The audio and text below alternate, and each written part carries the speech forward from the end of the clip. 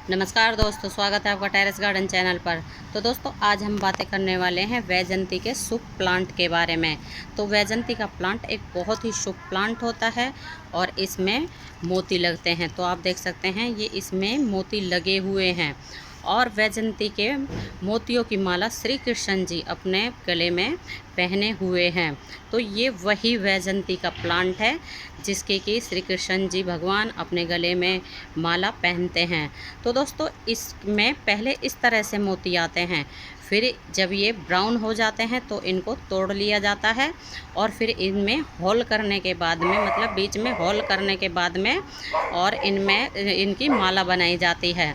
तो दोस्तों, इस प्लांट को आप गमले में भी लगा सकते हैं और इसको आप ज़मीन में भी लगा सकते हैं।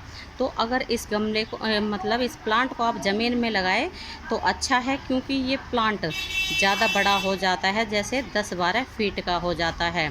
और जिनके पास ज़मीन नहीं है तो वो गमले में भी लगा सकते हैं, लेकिन गमले में लगाएं तो बड़े गमले में लगाएं, बड़े साइज़ के, मतलब जैसे 12 इंच के बड़े, 12 इंच से ज़्यादा बड़े गमले में।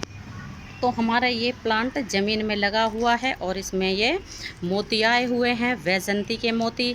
तो जब ये सूख जाएंगे, मतलब ब्राउन हो जाएंगे, तो इनको हम तोड़ लेंगे। अभी ये थोड़े से ग्रीन हैं और इसका प्लांट मतलब पेड़ जो है ऐसा लगता है जैसे कि खेतों में ज्वार या बाजरे के पेड़ होते हैं, उसी तरह के इसके पत्ते होते हैं। तो ये प्लांट पौधा हमारा ज़मीन में लगा हुआ है और ये लगा हुआ है गमले में, और काफ़ी बड़े साइज़ के हो गए हैं। तो आप देख सकते हैं कितने बड़े साइज़ के हो गए हैं वैजयंती के पेड़।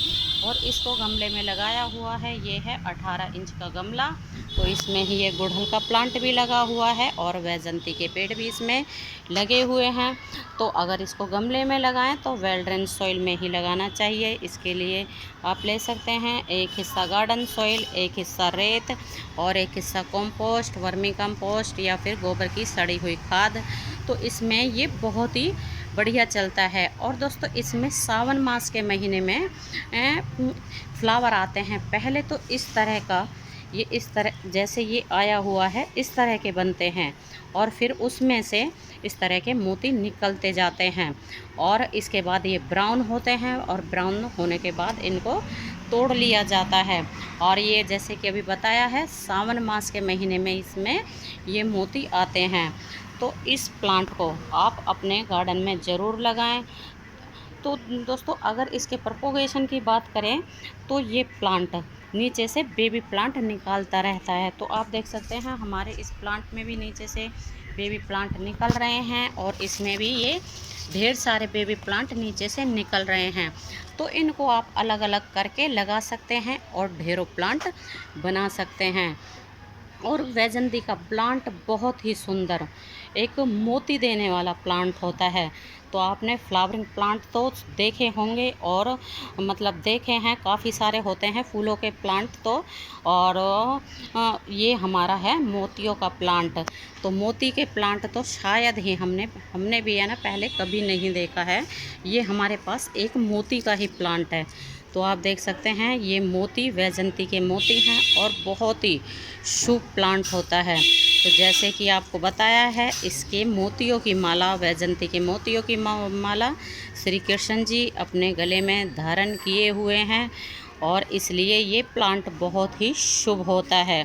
तो दोस्तों, अगर अभी तक आपने तो दोस्तों इस प्लांट को आप अपने घर में ज़रूर लगाएं। ये बहुत ही शुभ प्लांट होता है। और आपने सुना होगा कृष्ण जी का भजन, गले में वैजयंती माला। तो ये वही प्लांट है वैजयंती का, और इसको आप नर्सरी से ख़रीद के भी लगा सकते हैं या फिर किसी के घर में वैजयंती का प्लांट लगा है तो आप वहाँ से इसके बेबी प्लांट ला के भी अपने गार्डन में लगा सकते हैं।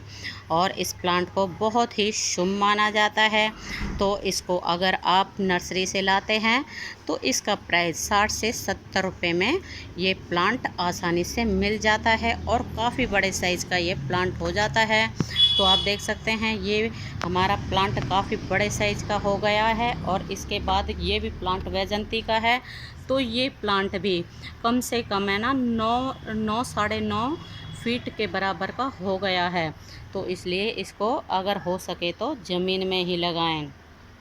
तो दोस्तों आज के लिए बस इतना ही, फिर मिलते हैं किसी और नई जानकारी के साथ। तब तक के लिए नमस्ते जी, धन्यवाद।